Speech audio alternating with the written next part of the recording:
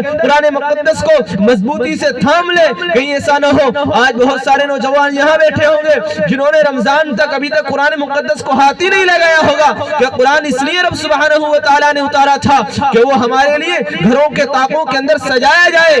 نہیں قرآن اس لیے نہیں تھا. قرآن تو تھا اس لیے کہ ہماری زندگی کو بدلے, ہمارا چلنا پھرنا بدلے, ہماری گفتار و کردار بدلے, ہمارے اخلاق کو بدلے, ہماری بولنے چالنے کو ہمارے اندر قوت پیدا کرے.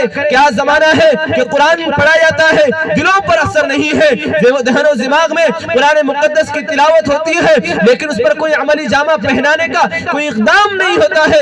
قرآن سنتے ہیں نغمہ سرائی کے طور پر سنتے ہیں لیکن کوئی عمل کے لیے تیار نہیں ہے. خدا کی قسم قرآن کے اندر اس قدر جاذبیت ہے. عبداللہ ابن مسعود رضی اللہ تعالیٰ عنہ کو اللہ کے نبی علیہ السلام نے فرمایا کہ عبداللہ ابن مسعود آپ قرآن پڑھیے. فرمایا اللہ کے نبی آپ تو صاحب قرآن ہیں, آپ پر قرآن اترا ہے, میں کیسے پڑھ سکتا ہوں؟ اللہ کے نبی نے حکم دیا نہیں آپ پڑھو. حضرت عبداللہ ابن مسعود نے جب قرآن مقدس کو پڑھنا شروع فرمایا تھا وہ پڑھتے گئے.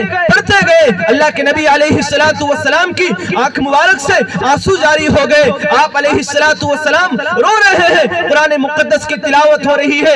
آج ہمارے سامنے قرآن پڑھا جاتا ہے لیکن اثر نہیں ہوتا ہے. اس کی وجہ یہ ہے ہمارے دلوں کے اندر ایمان نہیں ہے, اللہ پر توکل نہیں ہے, اللہ پر بھروسہ نہیں ہے. قرآن مقدس کو ابتدا میں اللہ تبارک و تعالیٰ نے سورہ فاتحہ کے اندر فرما دیا ہے کہ مالک یوم الدین میں ہوں اور ایاک نعبد و ایاک نستعین تم پڑھتے ہو لیکن لوگوں نہ میرا اس پر عمل ہے نہ آپ پر اس کا عمل ہے. پڑھتے ہیں ایاک نعبد و ایاک نستعین, اللہ تجھی سے مدد مانگیں گے, اللہ تیری عبادت کریں گے. بھائیوں پھر کیا چیز ہے کہ ہم غیر پر نظر دکھاتے ہیں, ہم غیر کو اپنا بڑا مانتے ہیں, ہم غیر سے جھک جاتے ہیں, شرم سے آنکھ بھر جاتی ہے. کیا بات ہے کہ جس قرآن مقدس کو ہمارے لیے اللہ تبارک و تعالیٰ کا قرآن فرماتا ہے, خود رب کریم قرآن کے اندر فرماتا ہے یہ قرآن وہ کتاب ہے جس کے ذریعے کئی لوگوں کو ہم نے ہدایت دی ہے, کئی قوموں کو بلند کیا ہے اور کئی لوگوں کو ہم نے اس کے ذریعے ذلیل و رسوا کیا ہے.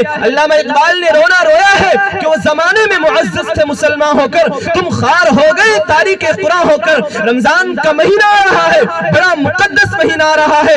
آج نوجوانوں کا حال یہ ہے, بڑے افسوس کی بات ہے گٹ کے پاؤچ کے اندر میری قوم کے نوجوان اپنی زندگی کے قیمتی ایام کو ضائع کرتے ہیں. حیرت ہوتی ہے کہ کیا ضرورت ہے کہ اپنا رب کو راضی نہیں کرنا ہے, کیا موت کے اندر ہمیں نہیں جانا ہے؟ انسان ہر چیز کی انکار کر سکتا ہے, موت سے اس کو مفر نہیں ہے. موت مجھے بھی آنی ہے, موت آپ کو بھی آنی ہے. پھر اس سے پہلے کہ رب سبحانہ و تعالیٰ کے سامنے دفاتر کھول دیے جائیں اس سے پہلے اپنے آپ کو رب سبحانہ و تعالیٰ کے سامنے اس قدر پیش فرما دے کہ رب سبحانہ و تعالیٰ ہم سے راضی ہو. کہیں ہماری موت اس حال میں نہ آئے کہ میرا اللہ مجھ سے ناراض ہو, دنیا کا کہیں شخص مجھ سے ناراض ہو, حقوق العباد اگر اس پہ میرے ذمے ہے اور میں دنیا سے چلا گیا قبر میں میرا کیا عالم ہوگا جہاں تنہائی ہے, جہاں کوئی پرسان حال نہیں ہے. آج بھائیوں میری اور آپ کی زندگی یہ ہے کہ میں اور آپ اللہ کے